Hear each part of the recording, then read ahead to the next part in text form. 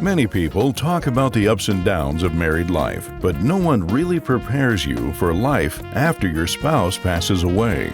Welcome to Widowhood Real Talk with Dr. Tina, a safe place for widows, widowers, and their friends and family to talk about love and loss. Find comfort as you listen to honest conversations between Dr. Tina and invited guests who've experienced the loss of their forever partner, share their stories of love, grief, and healing. You are not alone in this journey.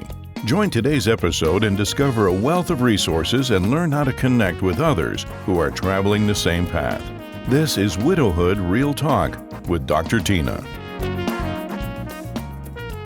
Widowhood Real Talk with Dr. Tina is more than a podcast. We are an entire 501c3 nonprofit, and one of our favorite programs is Children of Widowhood Secret Santa. This allows us to help children who have lost one or both of their parents, and that process is done by the remaining parent or guardian applying on their behalf. Go into our website, widowhoodrealtalkwithtina.org, select an event in the drop-down menu, and then select Children Widowhood Secret Santa. Apply between June 1st and June 30th of 2026. This allows us to help and sponsor you. If you are an individual, organization, book club, or group that would like to sponsor a child or an entire family, please email me at widowhoodrealtalk@gmail.com. This is our opportunity to take this podcast on an individual basis to people who need to know we are here and you are not on this journey alone. What happens when your husband has to jump 4 floors to save his own life, only to die? And to think after 20 years, you would say what grief has taught you, what you have learned, and how you have grown, and what you would tell yourself the day after John jumped. That's the conversation we're going to have with Eileen now. Let's get into this conversation. Hello, Eileen. Welcome to the Widowhood. Hello. Thank you for having me. Thank you for having me to the Widowhood, like the ticker tape in the back of your mind. Like, what does it really say? Like, we know this is the club no one wants to be in. So what's the real thought of that? Welcome to the Widowhood when you hear that. I guess you're right. It's not anything that I ever thought I would be in. And sometimes I even I think to myself that I'm not. I don't know. I sometimes think that I'm not really part of that club, but I guess I am. I guess it's always that in the back of my mind that I don't really want to be part of this club. I know when you thought widow, do you think your own face represents that? Or when society speaks of widows, what do you think that they're thinking of? It's definitely kind of that Scarlet Letter sort of feeling, especially in the Firehouse, because my husband died in the line of duty.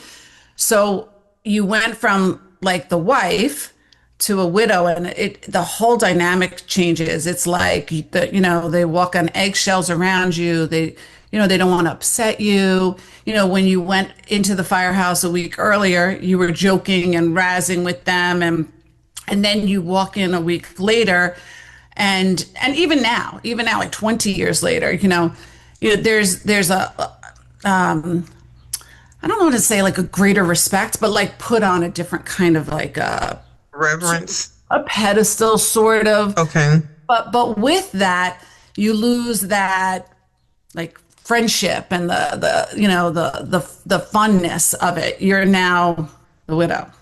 Would you want the funness? Do you think that they need to know, if someone from the Firehouse was listening to this conversation, what would you want them to know from your perspective? My perspective is that when I lost John, I lost a whole other family, the Firehouse family. And when John was FDNY, so in New York City, he lived for 24 hours. FDNY stands for the Fire Department of New York. Okay. So you live there for 24 hours. You live with everybody for 24 hours. You have 24-hour shifts. So they know everything about each other, and they know everything about each other's families because you are with them for so long. So he would come home and I would know who was pregnant, who was getting married, And then in one instant, I lost all of those families. I lost all of the knowledge about everything that was going on in that firehouse. And again, when you come into the firehouse, they're not discussing those things with you. They're like, "How are you doing? How are the kids?" With the voice change. Yes, a very with the head tilt and the, and I appreciate that. But I want to, one of the things, John was like on the Firehouse softball team. And I was a pretty good athlete in my younger days. And they used to say, do you want her to get up for you? Like they used to like razz him, and be like, that's all gone. That's all gone.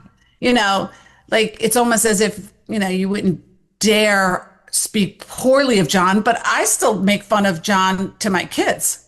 I just, I tell them like it is, you're, I was better than your dad in basketball, or whatever. And he was better than me in swimming, like I tell conversation. Yes. And I make him real because he died a hero through the FDNY. I could either have chosen two paths. I could make him the most heroic person, which he was in his job and in what he did. He was, extremely heroic, but that was only one aspect of his life, so to raise my kids where he's only a hero and then I'm left holding, the discipline bag, then, You bring a good point because he was a human being.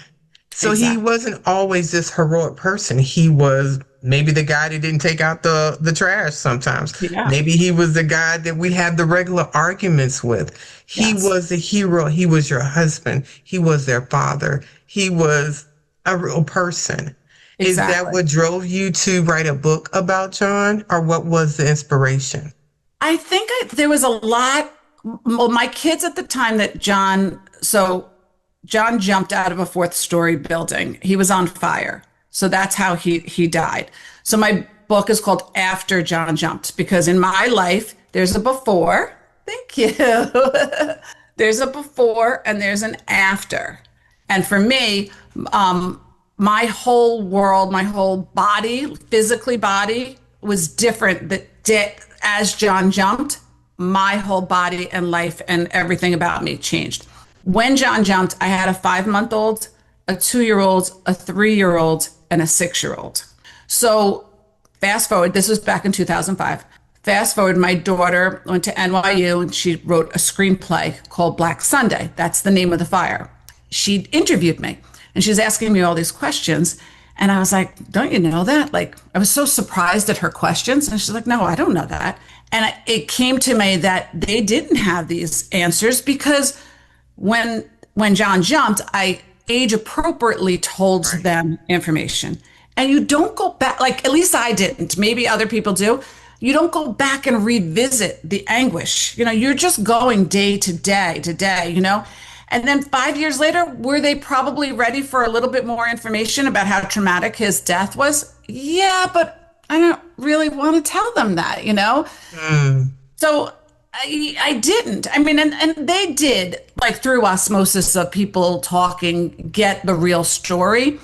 But as she sat down and we were having this conversation, I was like, she doesn't know this. She doesn't know a lot of her own history, and she deserves to know her own history about her father, about that day, about the struggle, why her mother is anxiety crazed, because of an event. So that's when I started writing. I started writing down her history and her brothers and sisters' history. And my only goal was for 4 people to read this. 4 people, 4 kids. That's it. That was my goal, for 4 kids to read this.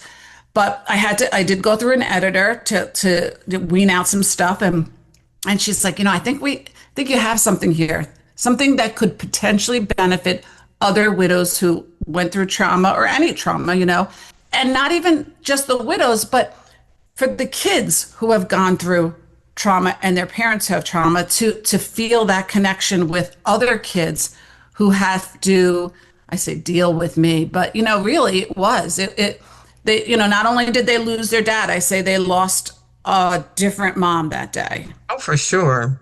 Mm-hmm. And so I have to ask, I know that I have an advanced reader copy. Yes. So we're recording this right now. It is in the month of April. Is the book released, or when do you see it being released? The book was released April 15th, which was John's birthday. Oh, tax day. I know. I know. It was a tough day to have a birthday. Right. But I released it on his birthday, and so that we celebrated yes. both, So it was yes, and really has. And how does that feel to have given birth to this book? What was that birthday like? It really is crazy because, it's not like you just write and then it goes out. It's been 2.5 years, like in the making, So when you actually, the first time I opened up the book and saw like what you have, it was like holding this, and I really wasn't like a big writer, so it definitely was. I can't believe that I actually wrote 80,000 words, like that. That's so shocking to me. And then, of course, I read it, and I'm like, oh, I think I changed that word, and I was like, I got to put it down. Because you got that final e-proof edit. You did that. I actually, at one point, I had to read it like 2 times in one to rush, whatever. And I called my daughter. I go, I hate it. Like, just because you are so exhausted by it, like after reading it so many times, but now I read it and I'm like, no, there's so much value to this. Okay. I have some things I would like you to read. Sure. And kind of conversate on how you feel about this now versus when you wrote it. I'd like to start with the dedication and talk about the people that are named here. Okay. So my dedication is for Brielle, Jack, Catriana, and Kieran, to whom I wrote this book, in hopes you will understand how we got here. And for John, until we meet again. So those are my 4 kids who are now 27, 25, 23, 21. And like I said, it was a necessary right. I didn't know it like all these years. I had never intended to write a book at all. But after I wrote it, it was necessary. It was very necessary for me to also get out. The other thing I discovered greatly was that there was so many emotions and feelings inside of me that were never released. And once I put them on paper, it felt so therapeutic. The other thing that felt therapeutic, and for John is my husband, there was a criminal trial, for people to be held accountable for John's death. And it was in the Bronx. And I sat in that courtroom for 6 weeks and his name was barely mentioned because there was 6 people jumped. 4 survived, 2 died. John died and Kurt Myron died that day. 4 people survived. Now, so they were on the stands. They were giving their testimony. They got to speak. They got to publicly say their emotions, their feelings, and I sat in that courtroom and I just wilted because all I kept thinking to myself is, and John was there, like in my head, I was like, John jumped, like I wanted to scream out, and I sat there and I wanted the jury to look at me and they never did, and I wanted the people who were being held accountable to look at me just because I wanted to tell them. And I never could. They ended up, all 4 of them were acquitted. Nobody was held accountable. I didn't have any, like on TV, those impact statements. That never happened. So this is how I felt when I was in the courthouse. This is when I sat there and I wanted to scream. I wanted to tell you about John as a person instead of just, it's just a person who died, So, and I also wanted to tell all of those, especially the first year, how I felt when people disregarded my time of loss. I had people, I tell one of the stories in the book is that I had a parent at 3 weeks after John died or John jumped, ask me if we were going to a party. Like, you didn't RSVP? And I'm like, I'm supposed to RSVP? Like, I thought I'm done with parties I for the don't rest even of know if my I'm bathing. What are you talking right. about? Exactly. For the rest of my life, I'm done. I'm done with parties. Like, At and then least for that. And how old yeah, was John when he jumped? 37. Okay, so he is forever 37. And forever good looking. Oh, is there a picture of John? I don't think so. Oh, okay, You're okay. thinking like I'm gonna get to heaven and he's gonna be like, "What? That's what you look like," you know? I'm like, yeah. Okay.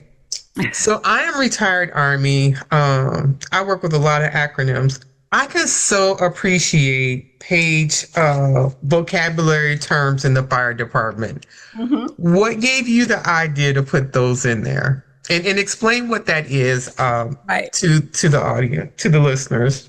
So as I was writing, I realized that, well, when I first found out that John was going to go into the fire department, he was using all these like lingo and terms, and I was like, "What are you like? Oh, I have no idea what you're talking about." Like he kept referring to the list, the list. He's like, "I got called from the list." I'm like, "What list? Like a shopping list? Like what are you talking about? A list?" He's like, "The fire department list," and that's how they refer to it, as the list. Like simple, but that means nothing to the majority of the world. Then that Well, then now like that you mention it, you have to read what the list is. oh, okay. So the list is refers to the numerical list created after a fire department entrance exam is taken. It gives a number to those eligible to be hired or promoted. Okay. So when John jumped, he was on the lieutenant's list. Okay. He was put they actually promoted him even though he passed. He was on the next class. He was going Okay. in the next class, and that class actually left a chair for him, an empty chair. Did Yeah. you attend that ceremony? I did attend that ceremony, and I bought the first round of drinks for when they finished on John. They also bought me a beautiful necklace, from them to me. Is that what you're wearing? No, no, Okay.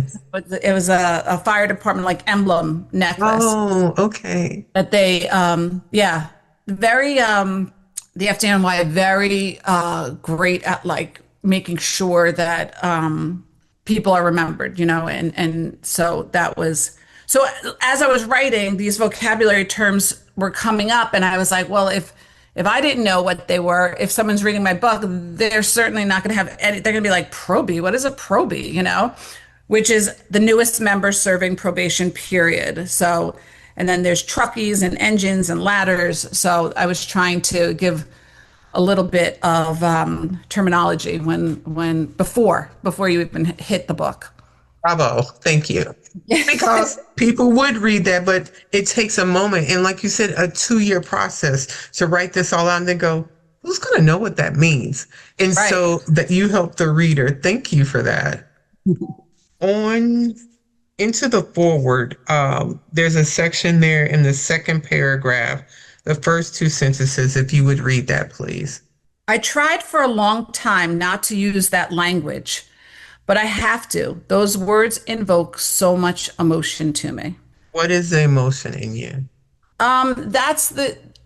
When I began to write, I did start to say, when John died, when John passed away, and that does not do anything for me. Like, yes, I understand what that means, but John jumping is what causes me the most PTSD. So instead of me saying John passed away, John died, I have to say John jumped, because that is when I have to have lost him. Anything else is unbearable. He has to have left us once he jumped. The thought of him, the excruciating pain and the list of things that broke on John when he landed. You want to talk about those things? He jumped at 8:30. The difference between John and the other firefighters. So the way that the apartment was, John was the closest to the fire source. It blew over that because there was illegal walls within in the apartment, and so John's turnout gear, again, in the turnout gear is the bunker gear, turned brown. And what that means is that the material that makes up the bunker gear went to basically vapor. And the only time that material turns to vapor is if somebody is under probably 500 to 700 degrees on fire. So John's bunker gear was on fire when he jumped. The other thing, they have pictures and diagrams, in the courthouse and everything. And you see the circles of like, here's the windows and here's the circles of where the people landed. John's circle is much further away from the building than their circles because they held on and dropped, as opposed to John most likely jumped. You're saying jumping many stories or height? Four stories. Four stories, but actually it ended up being 5 stories because it was an alleyway below. So okay. It's really 5 stories. And so he is further out from the building, which most likely meant that John was jumping out. He was not with anyone. The others were with people. So like the ones in there's 3 were at one window, so they were together. Then there was another one and another one. Those both survived much further away. Not much further away, please. The building was on fire, so it's not much further away. And they were forced to jump out of other windows. So when you look at John's injuries, he had his air tank still on. Like he didn't release his air tank and jump because he didn't have time to. So when he jumped, he fell back on his air tank and he broke every single rib. So I don't know how many, 32 ribs or something. Shattered his right femur. That was completely gone. And ultimately died of brain swelling because he jumped at 8:30 in the morning and he died at 1 o'clock. So somehow he lived for those hours. I did get to the hospital to see him. I did get to say goodbye to him. I felt like he was holding on, and for a while I talked to him and said, "Oh, we're going to do this. We're going to fight this. We can do this." And at some point it changes to realize how selfish it was of me to ask him to stay, because that life would not have been any type of life that John would want to live. Most likely he would have been a quadriplegic and maybe even a vegetative state. So there was a point where I just said, this is like really selfish of me to ask you to stay. Like, you can go. Like, you should go if, and just take care of us. And I do think, like, I have such a strong faith in John. I did part ways with God for a little while. Like, we had a little. Okay, so don't hesitate with that. That is part of the reality. Mm-hmm. And I don't want to snub that part. That is an honest experience. And I feel like if we're not able to be honest about that, then people really don't understand the whole purpose of you writing this book, to share, for people to know they are not alone. Right. I would say 50% of the people that I speak with, the passing, the death has impacted their faith walk some way or another. Mm-hmm. My job is not to judge that, but to hold space and let you know you're not alone. Yes. I began to experience spirituality, like a huge spirituality. And instead of, I used to be like, dear God, bless, blah, blah, blah. I started to, dear John, please bless. So I started to just pray to John. Then I was like, well, I have to include my father. So then I started including my father. And then God slipped back in after a while. But my true spirituality is very deep with John because of many different signs from him throughout the last 20 years, knowing that I really feel like he potentially could have raised my 4 more than I did. How long had John been a police officer when this took place? Fired him in 10 years. I'm sorry. It's all My right. dad was a police officer, so that he had been, so he knew that making that jump, they're trained. He understood the risk he was taking, either dying in that fire or dying Yes. from that jump. He wasn't a rookie. He wasn't a Right. probie. He was someone that about to make lieutenant, knowing what was the choice.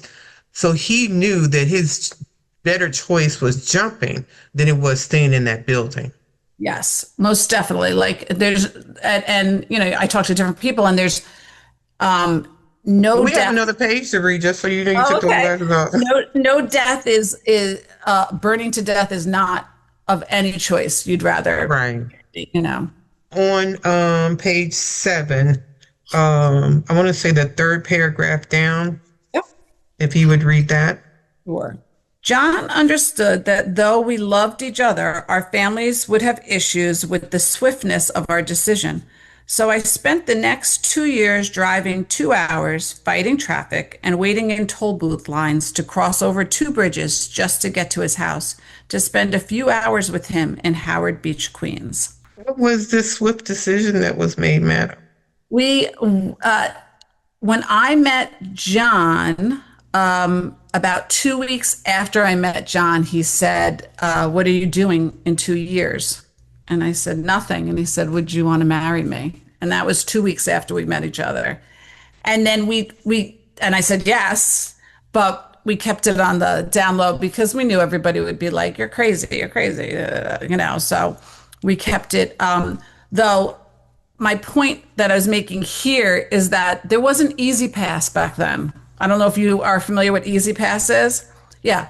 So I sat in a lot of toll lines to go see him, like for Was just a John worth couple it? hours. Yeah, it was totally worth it. Totally worth it. And the poor John had to sleep on my mom's pull-out couch, you know, when he would Oh, they come. had the wafer mattress back Yeah, then, like you oh, told. Yes. like it might as well sleep on a floor, you know. But yeah, totally worth it. So you Totally. said that John was handsome. I know there is a blog that will go with your podcast. Are you sharing pictures of John so they can see how handsome he is? Sure. Okay. Let me see. When you think back to these moments, what comes to mind? Oh, Because and they're not just the moment they died. There is a time where the memories and the love is released and we remember all the other things. when I think back on like what the time that I was just reading, that it's just such an innocence, like such an innocence that and such a naiveness that I miss, you know, because I do think that there are people who luckily don't go through trauma, any type of trauma or loss. Met them like their whole life. I do. If you find those people, let me know. I don't I know think where that they are. I think of this one woman in my town that I always think Is of she her. 12? I mean, how does she have no friends? Nobody. I think to myself, like, gosh, that was such a different time, such a like after there's very few things that you do in life. Like I remember giving birth and that time, the amount of knowledge you gain and learn and be in touch with, and it taps into like a part of the brain that, you know, it's that when you call your mom and you say, "I'm so sorry, I was such a," you know, like, "I can't believe I didn't know," you know, all that. Right. Similar to this is when you go through something. So I was 35 years old and I just didn't know what I didn't know. You know, I didn't know what I didn't know about people, about psychology of people, about, you know, being two parents, because yeah, you know, that doubled your job doubles, you know. Didn't know how ignorant people can be. But then I think to myself, but I was that, you Right. know, and you know, you want to go on the you know, apologize to people that, you know, what you don't know, what you didn't know. So I would say this is, besides having children, is the one event that not instantly, you know, over time, how much knowledge you gain about people and yourself and how strong you can be and how resilient you can be, and that still blows me away at what I gained from this positively, which is kind of an oxymoron, but there is a lot. So let's talk about that because so let's back up. You have been on this widowhood journey for 20 plus years. Yep. This is not the version of you that showed up the day after John jumped. Correct. And there is still lingering impact. You talked about your daughter needing to understand why the anxiety level is high, why different things activate your grief. Mm-hmm. For someone listening to this conversation and their spouse has passed, let's say in the last year to 3 years, and Right. they're looking at you, have this conversation about this very traumatic experience that has changed your life forever, and you know the PTSD is there and all these other different things. What does that look like? Like if you could go back and tell Eileen the day after John jumped, based on what you know now, what would you tell her? I would say you have to give yourself grace and time. I mean, the time piece, it took me, I feel like it took me What does grace mean? Give myself grace. meaning like I beat myself up a lot in the beginning, like because you feel that from the outside world, you feel like you should be moving on. You should be going, like you should. I Making remember an RSVP for the party. yeah, it's like 3 weeks after. And I remember my family who I talk about my family is Irish Catholic. And if you know anything about Irish Catholic families, it's you pull up your bootstraps and you move on. And they wanted the best for me, but they wanted me to move on. And it's not like I would be so angry at everybody for moving on and so angry that they thought I should be okay and I should be moving on. And it's not what I learned. It's not them being cruel or mean. It's some of them people just will never get it. Like never get it. Like you could explain it for 24 hours straight how you feel and but they just mentally will never get it, never get to that point. And but the other thing is that most of them just want you to be okay. And that's why they're pushing it. And it's almost like they're ignoring your feelings because they don't want to feel it. They want you to feel okay. So let's just pretend that you're okay. Is that possible? No, that's why I read, like I had to write it to be like, I wasn't okay. I was screaming inside, I really wasn't, for the first 2 years, I was numb, like completely numb of feeling. And then I got angry because I missed out. So my 5-month-old, I missed out on all of his milestones because I got up and he got breakfast and he got changed. And I actually breastfed till he was a year old, but I was never there. You weren't present. No. And I remember going to the doctors and they were like, oh, when did he walk? And I'm like, 12 months. I made up stuff because I had no idea. And I just knew that it was like in the range. So it would Did the fire department or does the organization give insight or help for widows trying to navigate that? Yes, there's like a family assistant program. Excellent. So within 2 weeks, I had a therapist at my house. And the key there was she came to my house. If I had to go to her office, I wouldn't have been showered. I wouldn't have been I could not have physically gotten to an office. So I wouldn't have gotten help. She came to my house for the first year. She came to my house.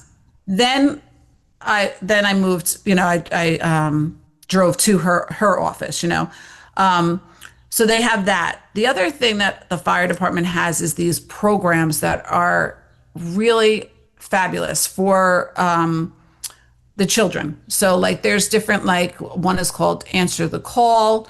One, they actually Tuesday's Children, which was based out of a 9/11 one, which obviously, but they let our kids go and they give programs and they'll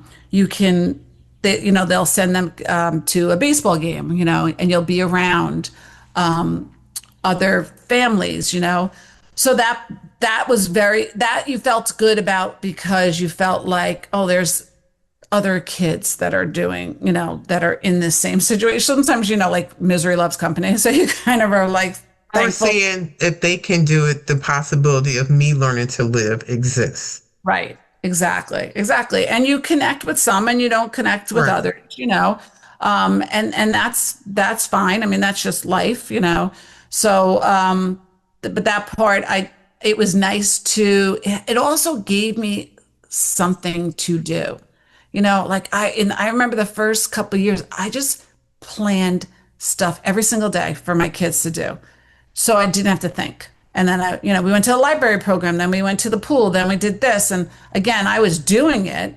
Like, was I connecting with them? No, I was just entertaining them, like getting them out of the house and doing stuff. And then my therapist said, this is all going to crash and burn on you.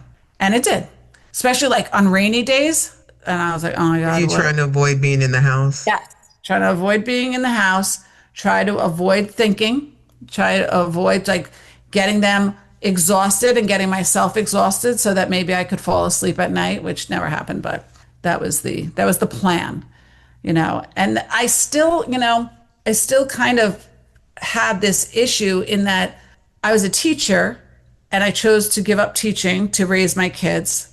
And I knew that eventually they weren't going to need me. And I'm struggling now with that because it wasn't like it hit me like a blind side. It wasn't, I knew it, but I just stayed busy. And when your kids are like in all these sports and all these things, you're just doing, and you never think that it's going to end, but it's ended, and they're all self-sufficient and they're all, on their own. And then I thought to myself, I should have screwed one of them up. You know what I mean? So thinking you have book tours now. You have things to talk about. You can go around the United States and talk to all the police, to all of the fire departments and the wives and the group. The things I hire you. I hire you as my PR person. Just 2 days with the book here. Your website. We're talking about this. People need. Yeah, they're going to try to find you later. That's what's going to happen. Let's go to page 73. Okay. And starting with even now. They're going to have to find you. I hope so. And when you get the first speaking engagement, you have to message me, email me or something to say it's happening. Tina said, okay, so even now, while writing this 20 years later, my stomach feels sick and my palms sweat. Even after all we have tackled and accomplished, I can't think about this moment from my past, the worst moment of my life. I'm having a panic attack as I type. I'm sweating and it feels like 1,000 pounds weight is on my chest. I have tried writing this many times before and I physically can't.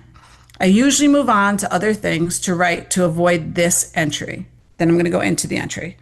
Brielle walked into my bedroom with a huge smile and jumped into my arms, yelling, "Mommy, you're home." I squeezed her hard and the tears flooded from my eyes. I felt like I had to rip the Band-Aid off immediately. I couldn't wait any longer. Brielle was only 6, but intuitive and could sense something was wrong. "Did Daddy come home? Are we going sledding?" There was a fire. Daddy was searching for a baby when the fire got out of control. Daddy couldn't get out and got hurt badly. He went to the hospital, but the doctors couldn't save him. Her brow curled and her gaze stared into my eyes. "Why are you saying that? Why are you being so mean? Don't say that about Daddy. Don't be so mean. Why are you being so mean to Daddy? He's coming home." And then I had to convince my baby that no, her dad was never coming home, even though he told her that he would always come home. I thought to myself, how stupid were we? Why did we promise that? There's always a chance John could have gotten hurt. Why would we promise his safety? We did what every other fire family does when their loved one leaves for a 24-hour shift. Hey, sorry. On, there is no sorry when you're talking about your whole husband that jumped. There is no sorry here. It is what it is. Take your time. It still bothers me. So that was the hardest thing I had to do. And I told each one of them individually. I don't know why. I think back on things that how I did it and what I do it differently. You did the best you could do with what you knew. but I just knew that I had to tell each one individually so that I could kind of tackle it to their age, you Okay. know? And then in the end, Kieran, who was only 5 months, and he was swinging in one of those swings, the mechanical swings, and I went over to him and he had a rainbow across his face. And I thought, oh, this is so weird. And it was like it's like in the house that wasn't near a window, and it was in January, you know? And I picked him up and I felt like I have to tell him. I know he's 5 months old, but somebody has to tell him that his dad died. So I told him, and that was the first time I said died. I didn't tell the others that their dad died. I said, you know, he went to heaven. Okay. I just felt Maybe like it that was safe to say it in his ears because he was not going was to. going to acknowledge Exactly. So yeah, so that was, I think me telling him was more helpful to me than Right. me telling him, you know, him for him. But it was, I can still see her little face, like when she was yelling at me. I can like literally see it in my head. So it's the one piece that will never ever leave me, you know. And it was it still is hard. And I discuss it with the younger ones, and they don't remember me even telling them.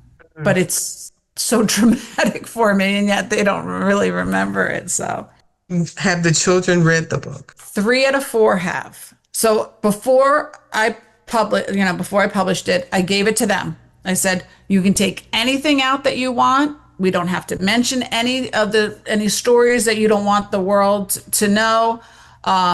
Remove anything. I have no problem with them taking anything out. They came back and 2 of them are like, you never mentioned the sock story. That was a good story. And I was like, oh my gosh, I didn't write that. They're like, you should put that in, you know? Now, my youngest hasn't read it, and he's a bit of a funny clown. And I'll be like, are you not going to read it? He goes, I don't need to read it. I lived it. Like that, you know? And he's like, I think it is there's parts that are very sad, you know?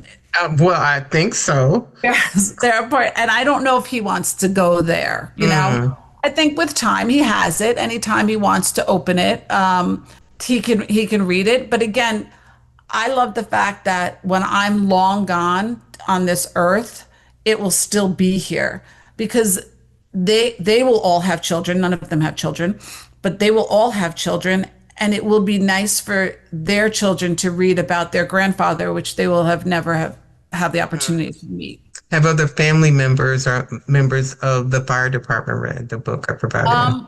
Yeah, it's funny because I've had a lot of people. Now, it only came out on Wednesday, and so many people have been like, I read it yesterday. I'm like, you read the whole book yesterday? And they're like, yeah, it was great, or whatever, you know.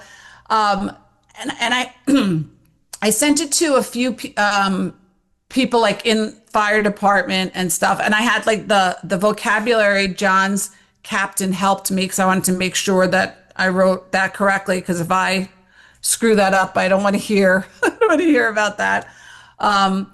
So a couple of different things I've asked, you know, just to make sure I was right, like on the lingo, because it's not necessarily about like, you know, fire procedures, but you want to represent it correctly, you know. Absolutely.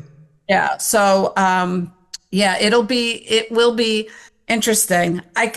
It's funny because I spent the whole beginning part of the couple of years getting away from media, and now I went and put myself. That's, I think but it's on my terms. You're ready now. Right. And you're hearing what I was trying to scream for those couple of years.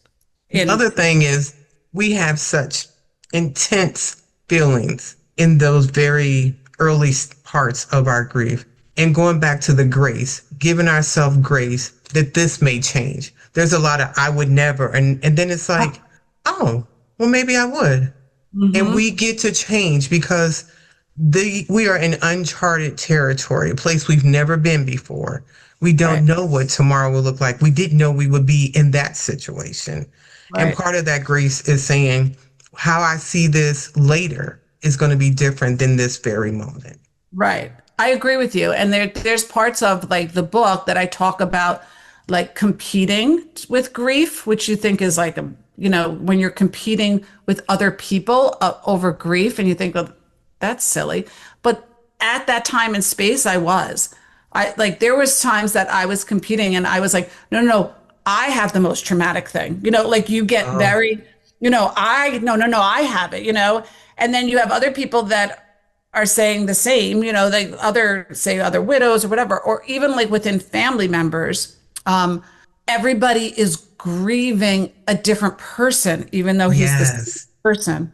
So like his brothers and sisters are grieving a brother, and they knew him longer. They did know him longer. Yeah, they were not sleeping with him in birth. That's what I wanted to say. You bring up a point that is so complicated.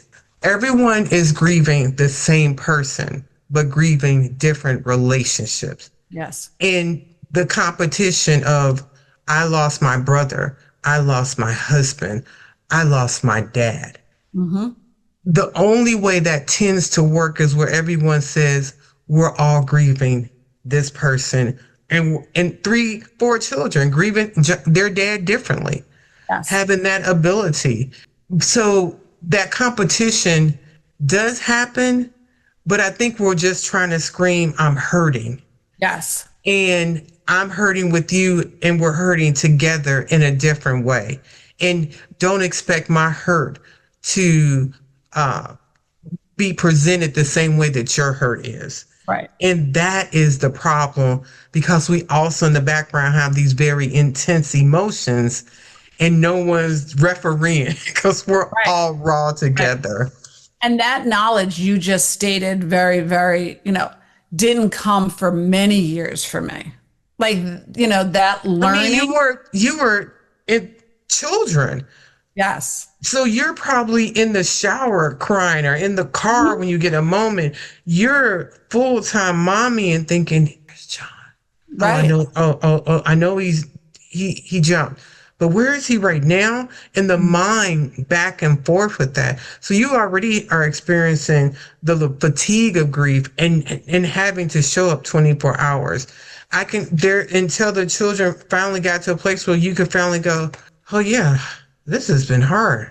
Mm-hmm. Exactly. There's sometimes I'll be like on a walk or whatever and think about my own life, and I'm like, God, that's a sad story. And I'm like, wait a minute, that's my story, But look at you laughing. Would you have ever thought that you maybe now would RSVP for a party now? Because we feel like at that moment, that's forever. Right. It's very, I think that I even feel like my journey was very long. So I almost worried that if people are looking and they're like, wait, I have to wait 20 years before I start laughing again. You know what I mean? Like that worries me so everybody's journey is so different, and when you read the book, it wasn't every day that I'm in this like doldrums, so that's, I remember a couple months after my sister and I got together and I started laughing, and we can make each other laugh, and I physically had pain in my stomach because I don't think I used those muscles to laugh in so long. And you're like, oh, it's in there. There's laughter in there. It was buried for a while, but it's back, which is it's so nice. But in the same sense, when I was talking to you about my kids leaving, there's still so much loneliness when you lose the one person that you made that person with, because I yearn to have a conversation with him about them, and that hasn't happened. It may not always be nice about them. No, exactly. Like I want to complain, you know what I mean? Can you believe he freaking said that, or you out here in heaven and I'm out here parenting like, I think that was not on my bingo card. No, sir, that is not. I did not drive an hour and all that for this right here at all. On page 135, starting with I quickly. And then we have 2 more tabs and we actually were able to get through them all. I know. Okay, so 135. I quickly discovered That as the kids got older, the inner demons got louder. My anxiety wanted control of situations. And when the kids were babies, I controlled everything. I decided when they ate, slept, what they wore, where they would play, who they played with, and what activities they would engage in. But every year, my control as a parent grew weaker and weaker. I soon realized I wasn't the most influential person in my children's lives. Some sassy middle school classmates were. You would think that as each year passed further away from the date of John's jumping, my anxiety and sadness would fade. The truth is that the opposite happened. As I lost control of everyone's actions, my anxiety became worse and I needed help. What did that help look like for you, Eileen? I had to go on medication, and I took a long time to agree to that. Again, I struggle with the person I was, who I wanted to remain, to the person that I became. And once I realized that your brain physically rewires itself with trauma, I realized that I didn't have the same brain as I had, and that chemically I could be helped with anti-anxiety medications. I tried it for a while, ended up not, they switched to a generic, didn't work as well. I've gone on and off of them. I think that they are wonderful. Like they do what they're, along with therapy. I tried EMDR. I'd like to be more into that. Like I'd like to try that more. I heard people have a lot of success with that. Yeah. Yes. My daughter actually tried it and she has had success with it. So I'd like to try that. I'm a terrible meditator, and I would love to become a better the thoughts are so constant. I can't, it frustrates me more to try meditation than to actually meditate, Okay. But I'm up for like every single thing, like every Instagram ad, I click on it and buy it. Like I try everything, but it's still, it's a struggle. It's a total struggle. I can get my, the second I put my head down at night is the worst part. It's when all of the thoughts that everything bad is going to continue to happen. That's when it really starts to spin out of control. Thank you for being so transparent to share that, because two things can exist at the same time: functioning, laughing, and still this traumatic part of John jumping still is impacting you. Yes. And sometimes people look at having to take medications like, oh, you did that? It was like, yeah, I did. You needed me too. So the idea of us choosing to do what's in our best interest, because everybody on the outskirts gets to handle that differently. You had to find a way that was going to work for you. Right. And I'm proud for you sharing that. And for people that are listening and struggling with, I thought I was strong. I thought I could manage all this. I thought I had it all under control. The moment my husband took his last breath, was very aware I am not in control of anything. Mm-hmm. Oh, it took me a long time. I still fight it. I still fight the control thing because you want There's safety in that.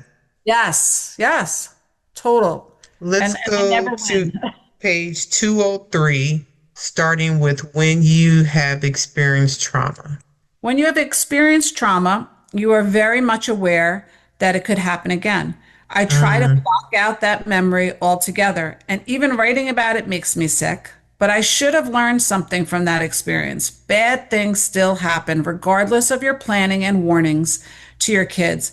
We had discussed riptides and how to get out of them, but until you are in them, you don't know how you'll react. I will be forever grateful for that lifeguard who did his job and saved all the people who mean the most to me. The saying, small kids, small problems, holds true with anxiety. Big kids mean considerably more anxiety. I was hoping to outgrow it once they were no longer within my reach.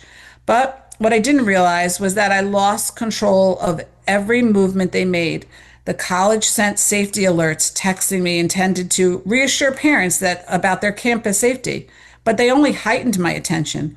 Every time I got an alert about a sexual assault, I would immediately text my daughter to make sure it was not them.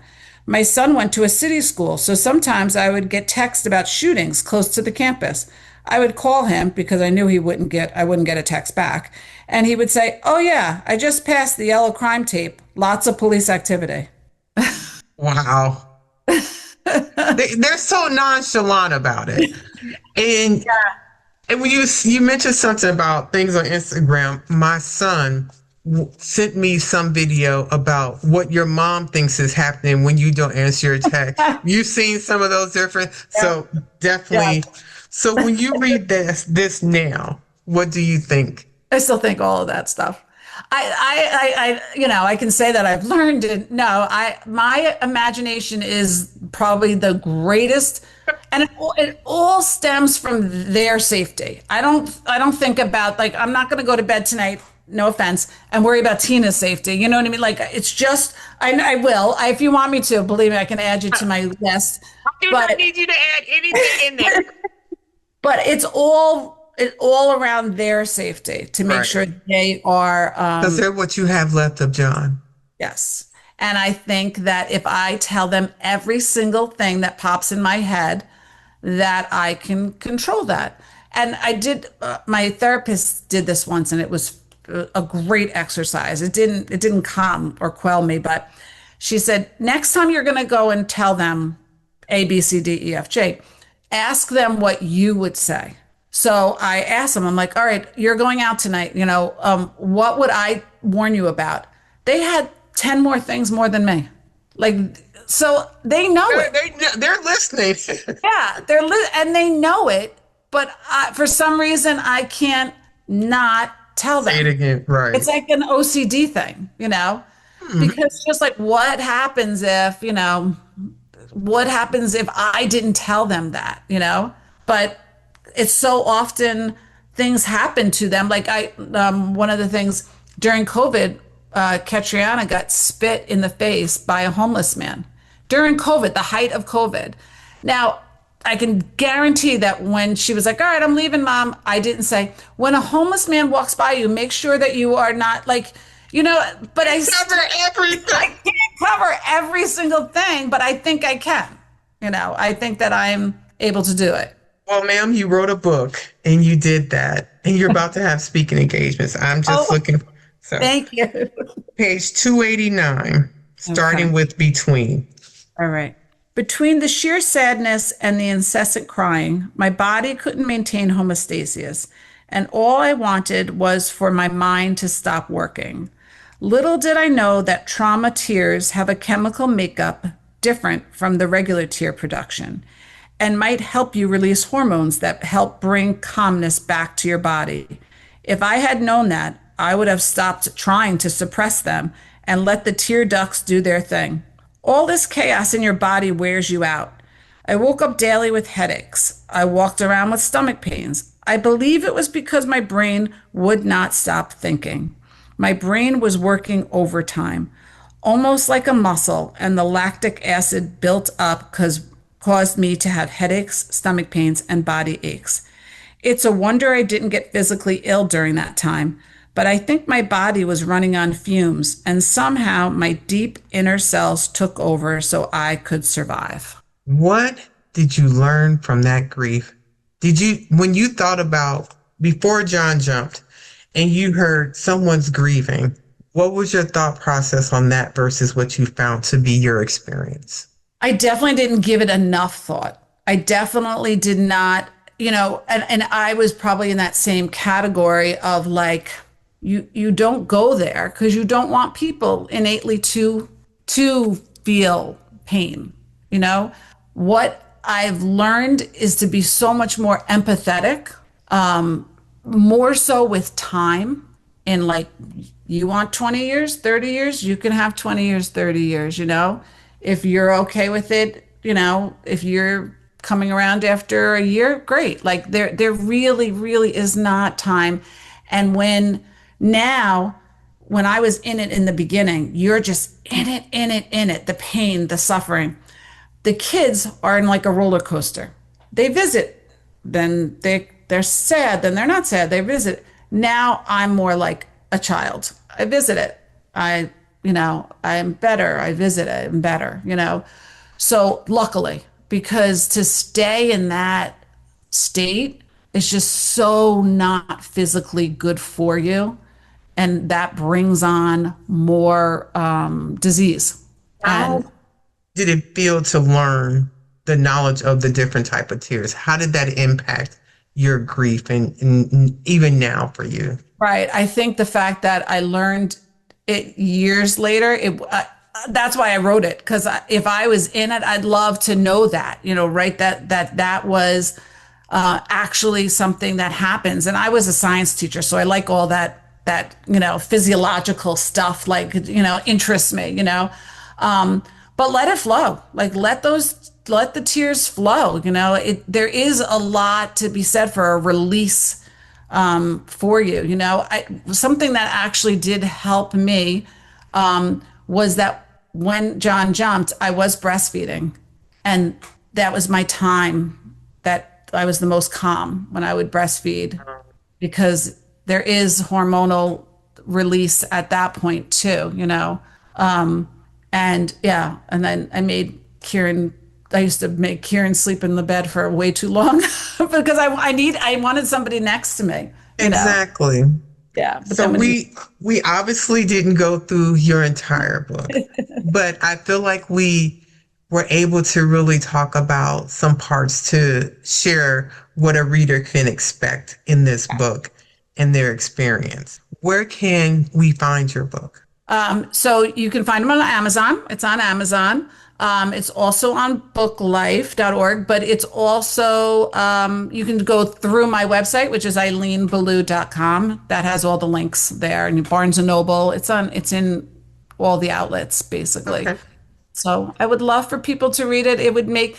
My goal was that 5 people would buy it that I didn't know. Okay.